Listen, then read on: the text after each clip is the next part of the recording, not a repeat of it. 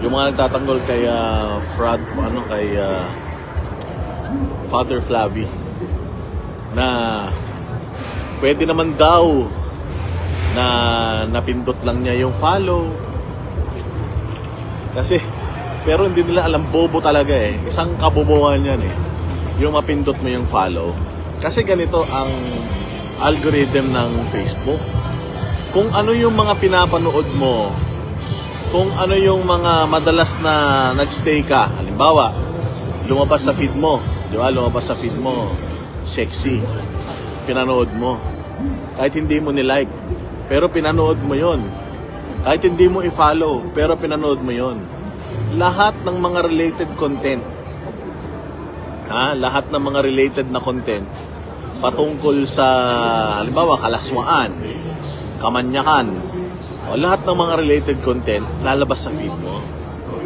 Ngayon, ang tanong, gaano kadami na mga related content, mga kamanyakan ang lumalabas sa feed nung paring Manyakis? Yun ang malaking question mark.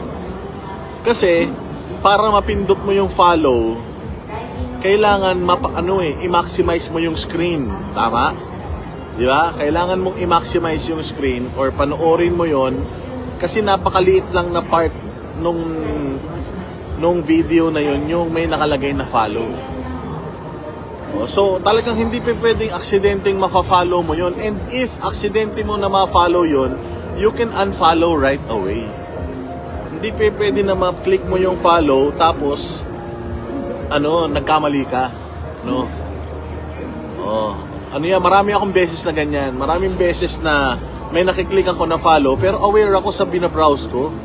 Pag naklik ko yung follow, ina-unfollow ko kagad kung ayaw kong i-follow. Okay? So again, hindi yan lalabas sa feed mo sa Facebook.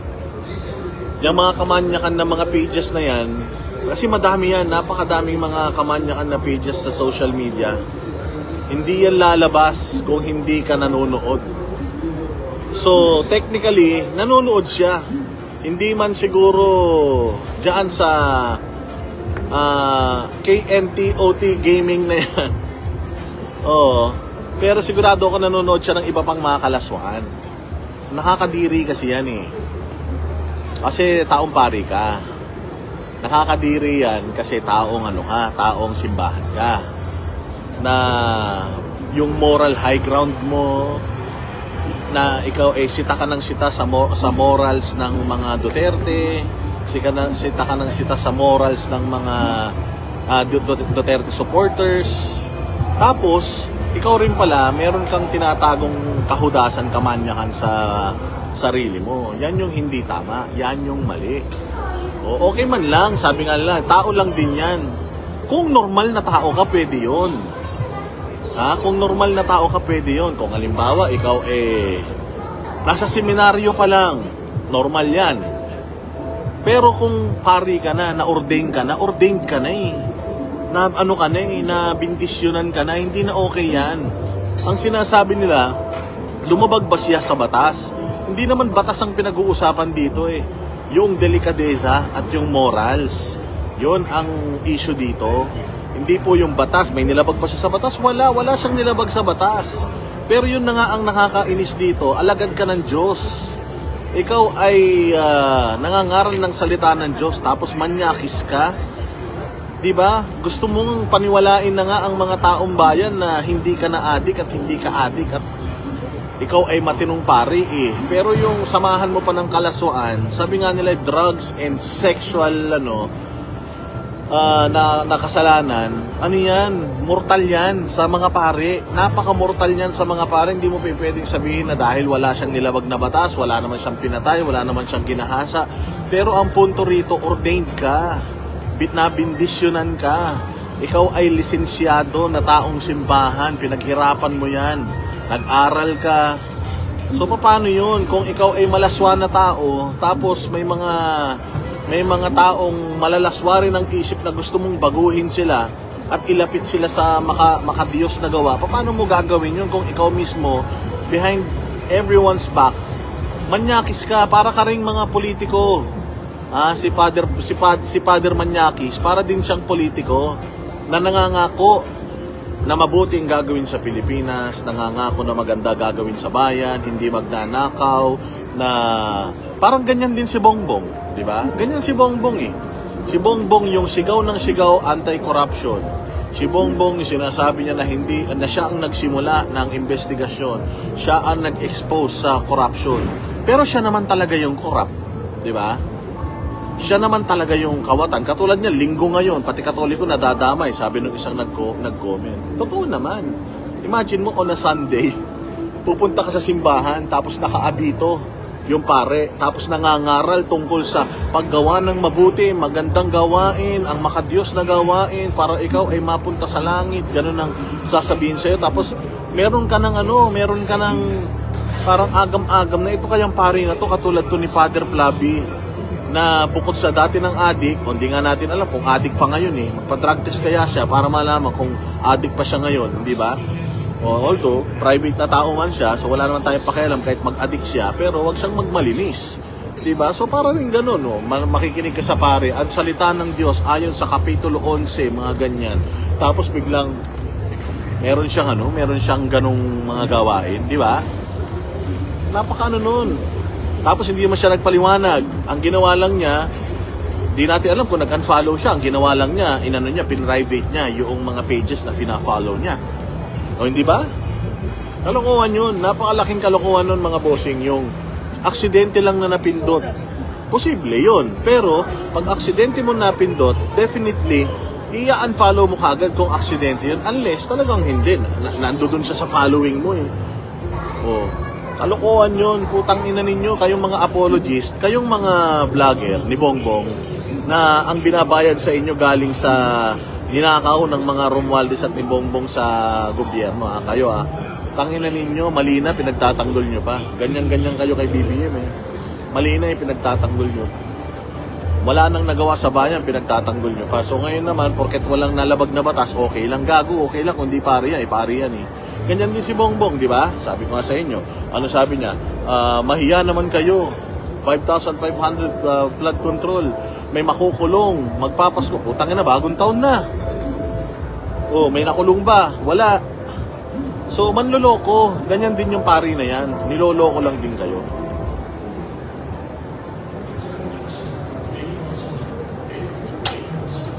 Sinasabi lang nung pari na yan na matino siya, na hindi nila matiis ang kademonyuhan ng mga Duterte. Kaya ipapakulong nila si Inday Sara, hindi daw siya ihinto, hindi daw niya bibitawan yung laban hanggat si Inday Sara ay nasa posisyon at hindi napapakulong. May mga ganun pa siya. Pakin mo, dati ka ng adik, tapos ngayon manyakis ka pa. Gusto mo palang maging maging pinaka-jakulero na pare na tao sa Pilipinas, di sana hindi ka na lang nagpare. Diba? Sana hindi ka sana hindi ka nag-abito. Sana hindi mo ginamit ang simbahan para sumikat ka. Gamit na gamit mo simbahan eh. Ginagamit yung pasalitaan ng Diyos eh. O tapos ngayon, ididikit nila yan kay Pastor Apollo Kibuloy. Si Pastor Kibuloy, si Duterte, sila yung mga nakakulong ngayon. Abay, kung di ba naman kayo gago, diba? Kung di ba naman kayo gago, pumunta kayo sa mga official pages ni Pastor. Tingnan ninyo kung naka-follow siya sa mga yan. Hindi, wala. Hindi nyo pwede i-compare. Kasi kasi sinasabi nila may kaso si Pastor. May kaso. May nagtuturo kay Pastor. Ang nagtuturo kay Pastor, isang tao na walang reputasyon. Isang tao na walang ebidensya. Kailangan patunayan sa korte yan bago natin malaman kung guilty ba talaga siya. Pero hindi ba? Isa nga yan sa ipinapangaral ni Pastor eh. I remember, nasa KOJC ako, isa yan sa nagpi-play ng tuloy-tuloy. Doon kasi dire-diretso yung mga preaching ni Pastor, dire-diretso lang na nagpi-play yan sa KOJC sa Central Compound. Isa sa mga isa sa mga pangaral niya, yung panonood ng porn. Bawal na bawal sa kanila yan. Inaalis nila yung ganyang karnalidad sa tao.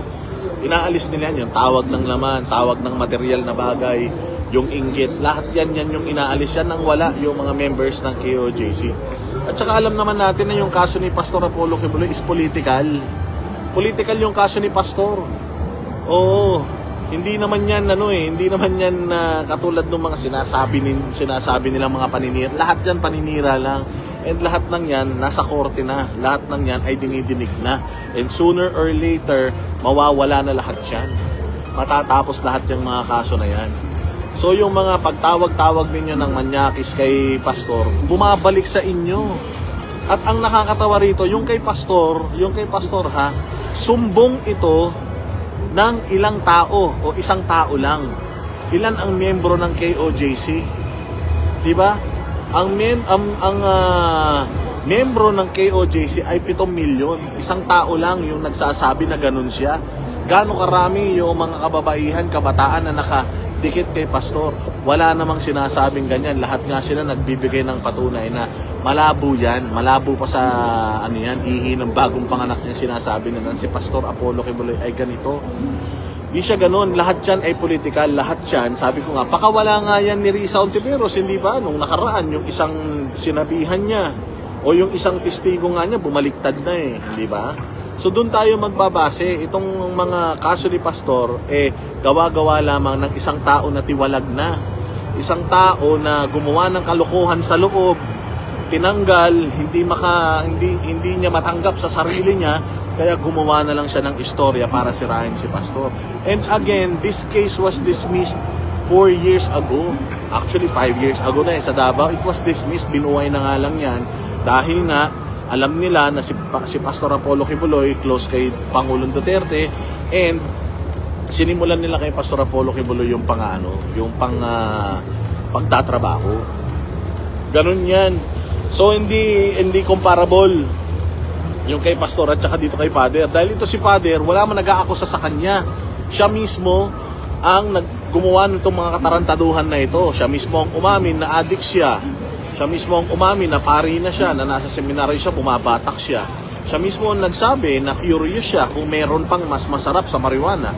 So, ibig sabihin, yung marijuana, di ba?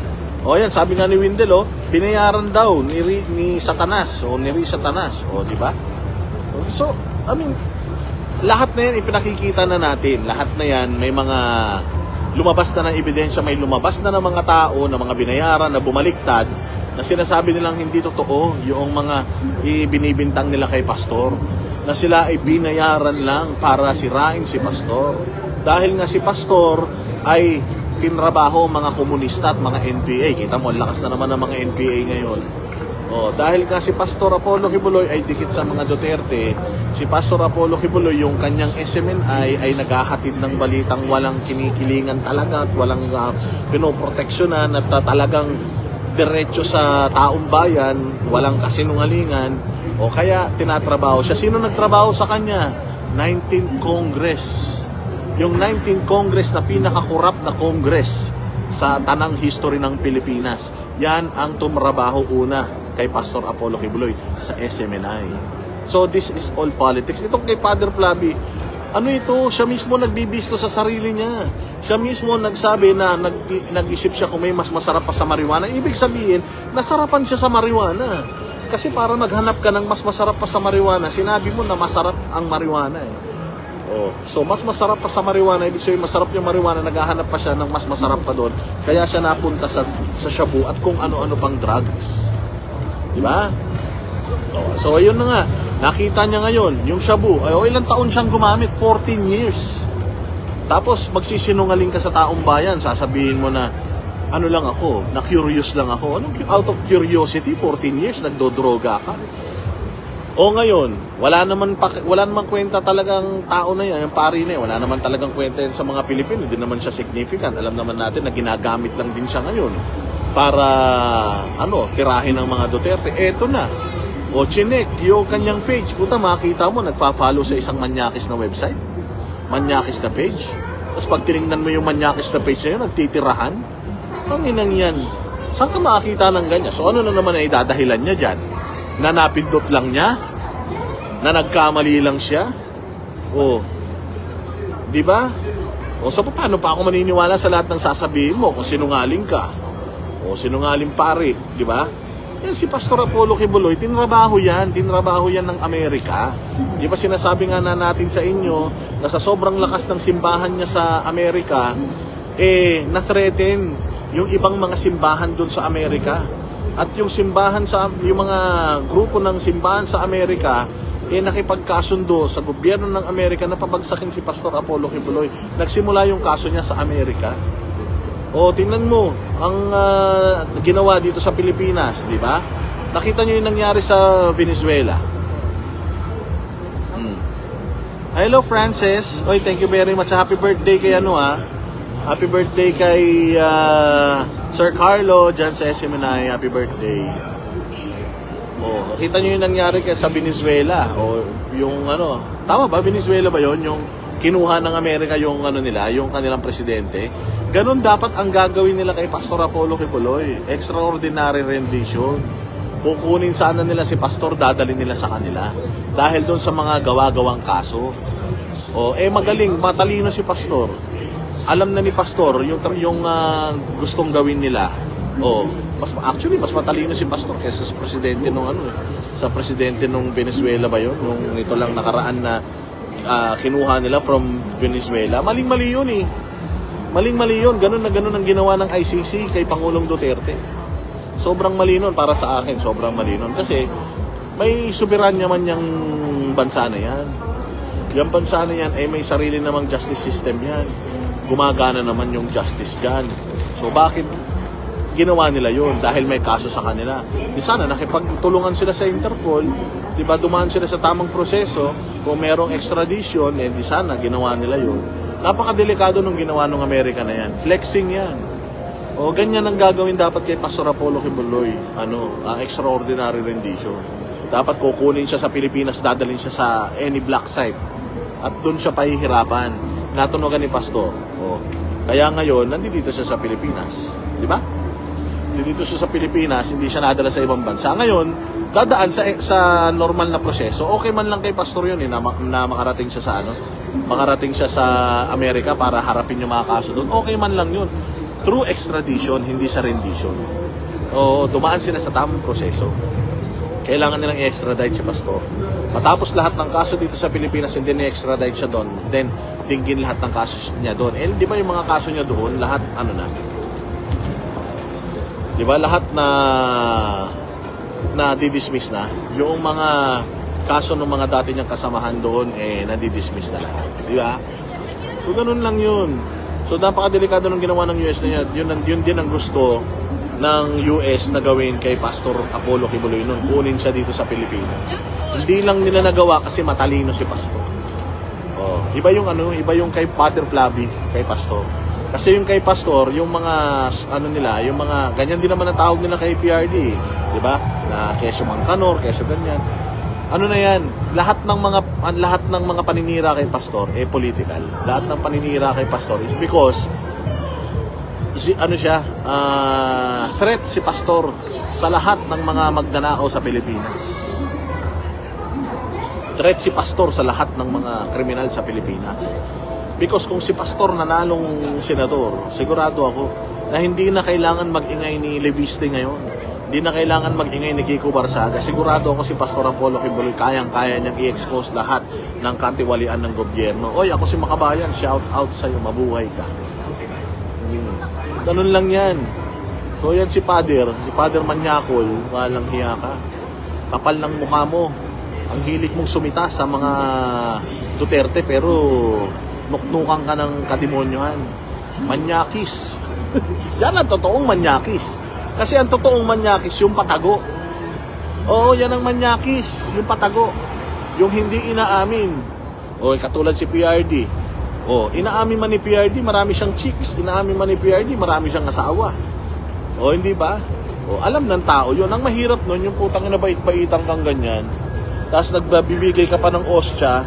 Tapos po siya nagbibinyag ka pa. Tapos, nanonood ka ng bold. Patarantaduhan yun, Father. Maling-mali po yun. Madadamay ang lahat ng mga pari sa'yo, pati matitino. Nung nakaraan lang, may nasintensyahan na pare na, di ba? Yung nasintensyahan ng habang buhay na pagkakabilanggo na pare na nanggagahasa yata ng mga minor de edad. Di ba? Ano ninyo? Ang hilig ninyong manita, ang hilig ninyong sumita sa KOJC, na keso ganito. Tanong mo, karamihan ng mga sumisita sa KOJC, puro mga Katoliko. Katoliko kami O, di ba? Dati kami sumisita sa KOJC. O, ang hilig manita ng mga Katoliko sa KOJC. Ang hilig manita ng mga Katoliko sa Iglesia ni Cristo. Pero tingnan mo, putang ina, kinukundina ba nila yung pari nilang Manyakis? Di ba? O bakit hindi kayo manawagan sa CBCP na tanggalin na sa pagkapariya pa? Father Flavi, maging aktivista ka na lang. Huwag mo nang gamitin yung abito. Huwag mo nang gamitin yung pedestal ng simbahan. Huwag mo nang gamitin si Jesus. Magano ka na lang, aktivista ka na lang, okay man lang yun, huwag ka na magpare. O kasi yung nagpapare ka pa, marami ka pang mga kaluluwa na madadamay sa'yo, imbis na yung kaluluwa gustong maligtas, putyang ina, pag nakinig sa'yo, kumain ng ostya mula sa mga kamay mo. Tapos, pininyagan mo, lahat yung mga kaluluwa ng mga yan, diretso sa impyerno. O, bakit? Kasi nga, si Satanas ang nagbibinyag sa kanila.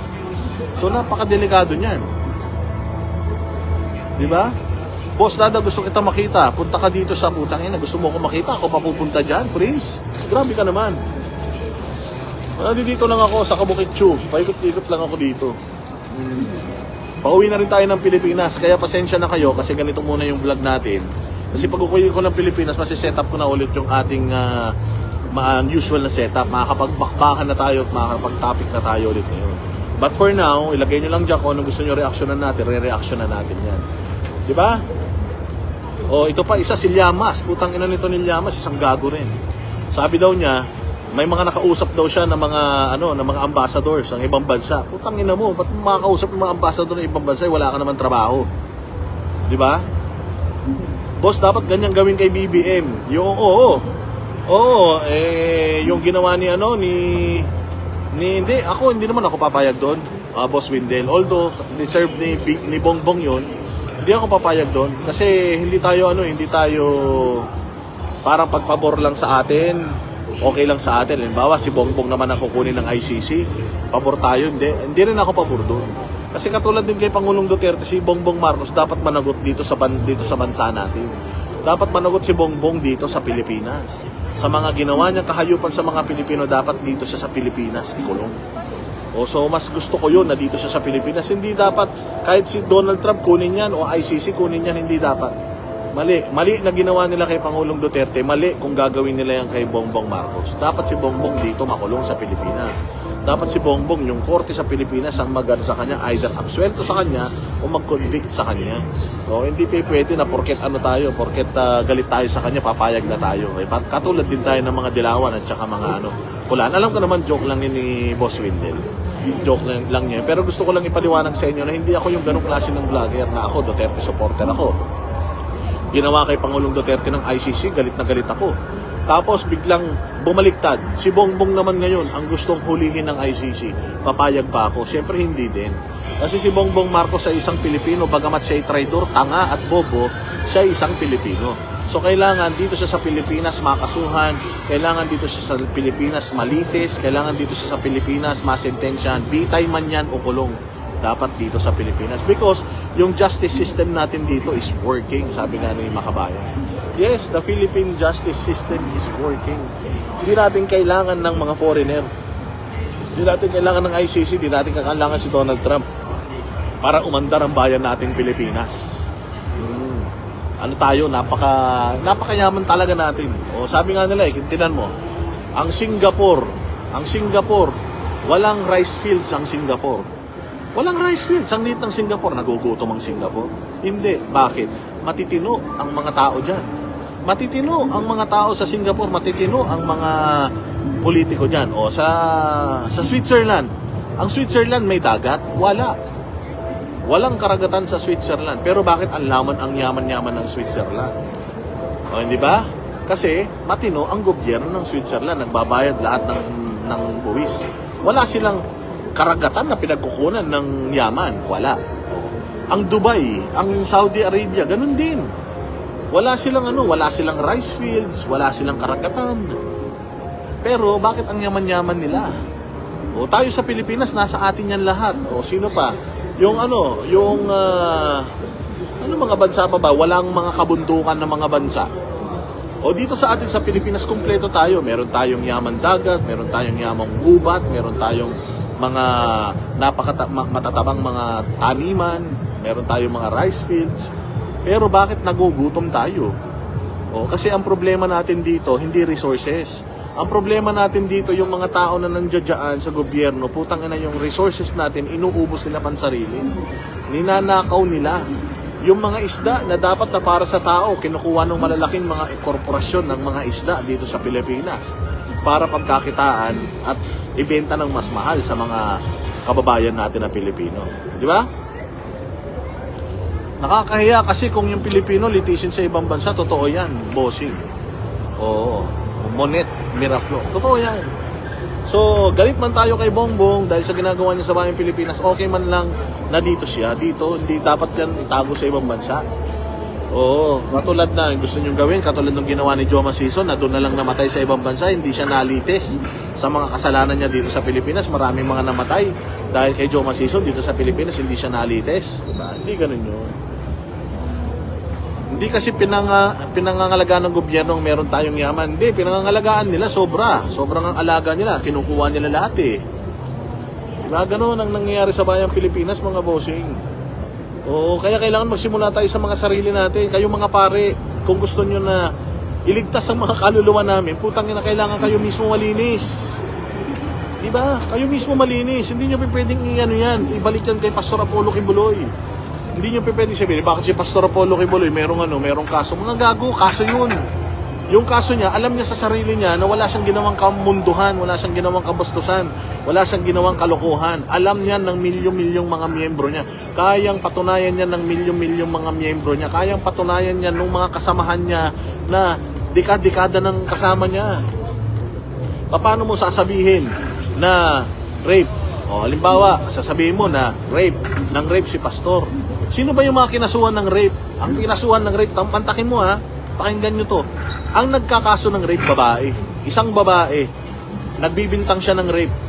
Hindi yung babae na nagbibintang ng rape, walang medico legal. Walang medico legal. Ni walang CCTV footage na minolestya siya. Walang patunay. Oo, kung check upin mo siya, walang DNA, walang naiwang kung ano, walang patunay, walang medico legal. Yun na lang eh, walang medico legal kahit isang panty na pwedeng gawing ebidensya para sa kanyang claim na ginahasa siya, wala. So paano mo sasabihin na nagahasa siya? At saka ito pa, babae siya. Yung mga kasama ni Pastor na mga kinasuhan, kasama yung kaniyang mga administrator na mga babae, pantakin mo pati babae, ang kaso rape sa kanya. Paano naman kapwa mo babae, re-raping ka? Kagaguhan, di ba? Alam mo nang kabulbulan talaga yung kaso na yan. Kabalbalan yan. Ito, ebidensya to. Walang ebidensya. May akusasyon lang kay Pastor na siya ay may ganyang kaso. Akusasyon. Etong kay Father Flavie, hindi akusasyon to. Pucha, kitang-kita mo mismo sa page niya na nagpa-follow siya sa mga manyakis na mga page. Oh, tapos ngayon, tinanggal niya, nag-unfollow siya o kaya ipin-private niya yung kanyang yung kanyang kamanyakan. Nagpaliwanag na ba siya? Wala. Tama ka dyan, Weng Argiles, false accusations lahat yan. O yung kay Pastor, false accusations. Pumunta kayo sa korte, makinig kayo sa hearing niya, walang ebidensya. Oh, paano sasabihin mo na ayan, tinanggal na daw yata yung rape sa kaso ni Pastor dahil inutusan lang daw siya. See? Wala na yung kasong rape sa niya. Sa kanyang at saka na-dismiss na yan before. Na-dismiss na yan sa Davao 4 years ago. Binuhay lang ulit ni Boying Rimulyan. Ewan ko si Boying Rimulyan namumuhay ng mga patay ng kaso. Kasi malapit na rin mamatay. Oy, by the way speaking of Boying Rimulya, si Boying Rimulya buhay na buhay. Sino ba kasi nagpakalat ng fake news na yan? Na itinakbo daw siya sa ospital. Baka naman itinakbo sa ospital pero hindi namatay. Di ba? Baka naman itinakbo siya sa ospital pero hindi naman siya baka nagpa-check up lang. Kayo naman kasi hindi naman lahat ng tinatakbo sa ospital mamamatay na. Pwede naman nagpa-check up lang, nagpa-laboratory lang, masyado kayong asyumero. na gusto nyo mamatay kaagad yung tao. Ba't ba gusto nyo mamatay si Boying? Kayo talaga, buhay pa. Oo. Gusto nyo naman patayin kaagad eh. Bakit ba kasi ganyan? Hindi, pero ano yung malaking issue yan ha. Sabi nga niya, inatake daw siya ng mga troll. Si Boying, hindi kayo inatake ng mga troll, Boying. Actually, nung nangyari to kay Akop, grabe ang saya. Nung nangyari yung pagkamatay ni Akop, sorry sa pamilya, condolence. Pero grabe ang saya ng mga Pilipino nung nawala yung matanda. Oo, at nagwi-wish sila, sana meron pa. Bago matapos yung taon, o kaya pagsimula ng taon, sana meron pang isa. Kamalas-malasan lang. Nagkaroon ng issue sa'yo, kaya gusto ng tao na mapunta ka sa impyerno talaga. Hindi, kita mo, yung mga tao, banas na banas. Sabi nga, baka patay na, baka ganito. Kasi gusto talaga nilang mangyari yun. Bakit nila gustong mangyari yun? Kasi nga, pangit ang mga ugali nyo. Oo, akala ko boss, sumunod na kay Akop. Sabi nila, go-golf na nga daw kasama ni Akop. Hindi, matagal pa buhay niya ni Boying. Marami pang gagawing kademonyohan sa Pilipinas. Oo, abangan nyo, marami pa yung mga kasalanan gagawin. Di ba? Oh, so, sino ba nagpakalat kasi ng fake news na yan? Kasi ang dami nagme-message sa akin, may tinakbo sa hospital. Ano man lang tinakbo sa hospital, hindi naman lahat ng tinakbo sa hospital mamamatay. Parang ganyan din sa kaso. Hindi lahat ng inakusahan, kinasuhan, meron ng kasalanan. Oo, kayo talaga, parang yan. Katulad yan, may kaso si pastor, may nagkakaso kay pastor ng ganito, ng ganyan. Tapos sinasabi nyo, ganito at ganyan na siya. Hindi pwede yun. Hindi porket may kaso, may kasalanan na. Ganyan kasi perception sa Pilipinas, mga tanga kasi mga nandito. So ganyan din kay Boying. Kung itinakbo si Boying sa hospital, baka nagpa-check up lang, baka nagtatae o kung ano. Alam ko marami nalungkot sa inyo dahil hindi pa buhay pa siya. Pabayaan nyo na. Bayaan nyo na. Mas maganda nga yung makita nila yung pagbagsak nila eh. From tugatog makita nila pagbagsak nila eh. Pero kung susunduin sila agad ni kamatayan tsaka ni Satanas, bakit hindi? 'Di ba? Hindi naman tayo siguro malulungkot kapag kaganyan. Sabi naman ni Daimon, makomatos daw. Grabe naman kayo. Oo, grabe naman kayo sa makomatos. Ito ang aking pinaka-paborito. Edamame. Dati hindi ako mahilig dito eh. Pero ngayon mahilig na. Ito lagi namin kung ni Banat Bay. So yun yan. Kaya magtanda na kayo. Kayong mga politiko dyan, mga sekretary, magtanda na kayo. Yung kung gusto nyo na i-celebrate kayo ng mga tao na ipanalangin nila, sana wag pang mamatay. O kaya pag namatay kayo, yung malungkot sila, bait-bait niyan. Ba't niyan pa siya pa kinuha? Pwede naman yung kapitbahay namin. Gusto nyo na maging ganun ang trato sa inyo ng tao? Magtrabaho kasi kayo matino. Magpakabait kasi kayo. Mag-ano kasi kayo? Mag-repent kayo. Mag-serbisyo kayo. Kasi yun ang problema sa bayang Pilipinas eh. Napakaganda ng bayang Pilipinas. Nasa atin ang yaman dagat. Nasa atin ang yamang bundok. Nasa atin ang yaman ng kapatagan. Pero bakit ang hirap-hirap natin? Kaya tayo mahirap kasi pinababayaan natin na magnakaw sa atin yung mga salot sa lipunan ng mga taga-gobyerno. Diba? Hoy, Boss Jacqueline! Happy New Year, AirPods. Yan yung tatay ko sa San Diego. Mabuhay ka. Miss na miss ko na kayo ni Mrs. Jack. Punta kami US this year. I-manifest na natin yan. Anong kinakain ko? Utong? Yung utong ni Lisa na hindi mo makita. Utangin na, nakita nyo na ba yun? Nakakadiri. Grabe kung totoo yun. Sino na dito ang nakapanood noong expose ni Dean Chase? Taas ang kamay kung sino ang nagsasabi na yan, AI yan. Reaksyonan lang natin ha. Hindi natin sinasabing totoo yung video. Reaksyonan lang natin. Anong masasabi nyo dun sa video? Babasahin ko yung mga comments na bilis.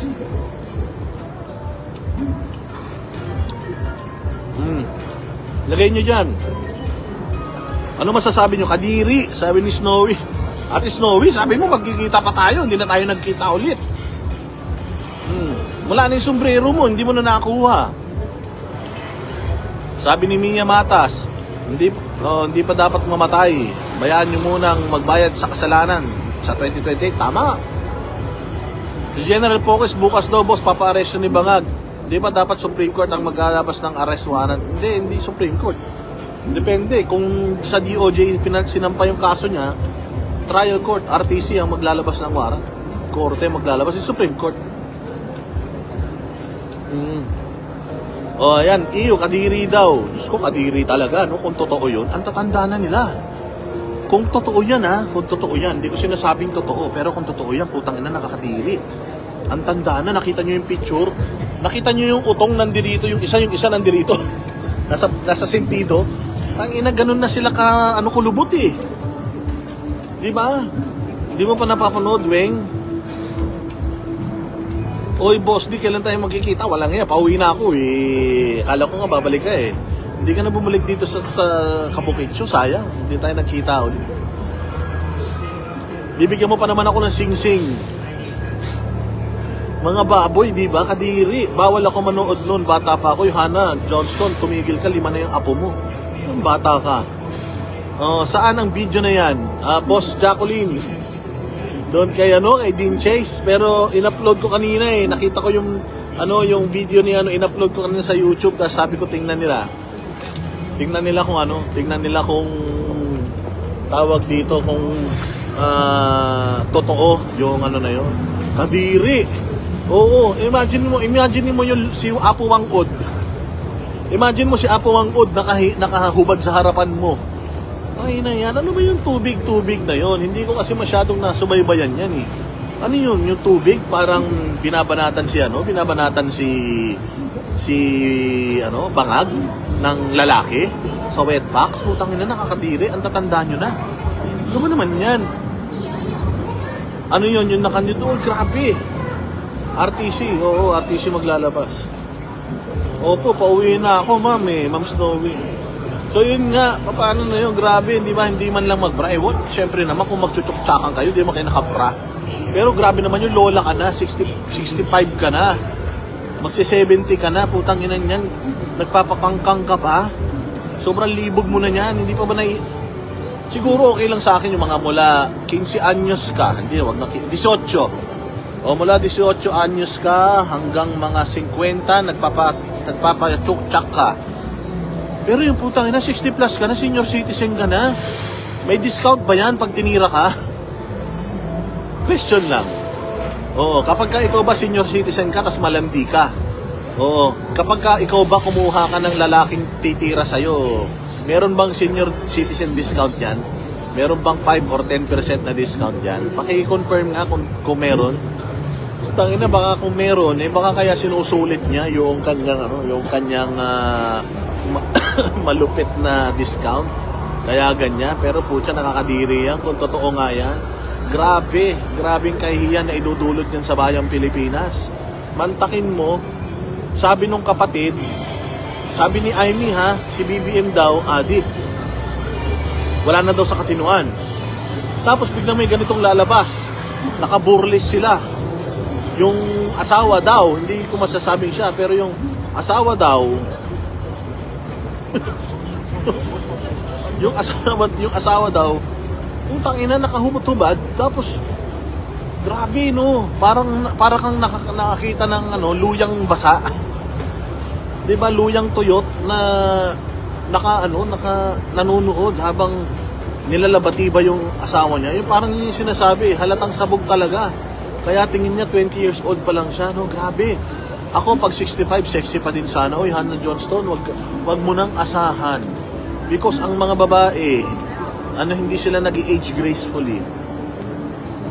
Confirmed, may sakit sila sa saan ang sakit nila? Sa utak? Oo. Imagine mo, at yung lola ko, ilang taon na ba nanay ko? I think ang nanay ko ay nasa ganyang edad na din. Alam mo ginagawa ng nanay ko? Serve lang ng serve sa simbahan. Oo, ang nanay ko, Katoliko kami eh. Ang nanay ko, nagsiserve sa simbahan. 3 times a day pa nga yata mag-serve ang nanay ko sa simbahan eh. Kasi nga wala na siyang magawa sa buhay niya. Kaya nasa simbahan na lang siya lagi. Collector sila eh. Nangungulekta sila ng mga abuloy. Sabi nga sa inyo, huwag na kayo mag-abuloy sa simbahan. Gagamitin lang ng mga pari yan pang subscribe sa Pornhub. Sayangin nyo lang ibibigay nyo dyan. So yung nanay ko ganun. Yun lang ginagawa niya umaga na sa simbahan. Tanghali na sa simbahan. Gabi na sa simbahan. Pag sinuwerte-swerte, magsusumba-sumba lang yan.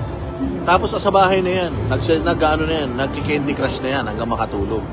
Ganun na ang trabaho ng mga matatanda. Dapat nagpapahinga na kayo. Hindi yung walang Diyo na yan, oh. Puta, nagpapachok-chak pa kayo? Sumisex orgy pa kayo? Ang ina ng klaseng mga leader ng bayan. Sabi ko nga, bakit kasi kayo nagpresidente? Di ba? Bakit kayo Bakit kayo pumasok sa politika? Ang ina nyo, gusto nyo naman palang magkangkangan. Gusto nyo magchup-chupan. Gusto nyo magtirahan sa puwet. Hindi sana naging na lang kayo. Hindi na kayo nagpolitiko. Hindi na sana kayo pumasok sa Malacanang. Kasi on your personal time, pwede nyo mang gawin yan. Diba? Sa sarili nyong time, yung hindi kayo sinasahuran ng taong bayan, pwede naman kahit ano gusto nyo ipasok sa mga pukengking nyo, tsaka mga tumbong nyo, pwede nyo gawin. Halimbawa, pasok mo, pako, bubog, ganyan. O kaya, basag na bote. Lahat ng gusto mong gawin, pwede mong gawin, basta hindi ka pasahod ng taong bayan. Pero kung pasahod kayo ng taong bayan, ha? Oo, yan tama yung sinabi ni Melissa eh. Hindi lang sarili nyo binababoy nyo, pati bansa natin. Pati Pilipinas, bawat iskandalo na gagawin ninyo, magre-reflect yan sa Pilipinas. Magre-reflect yan sa bawat Pilipino. Diba? Ano na lang iisipin?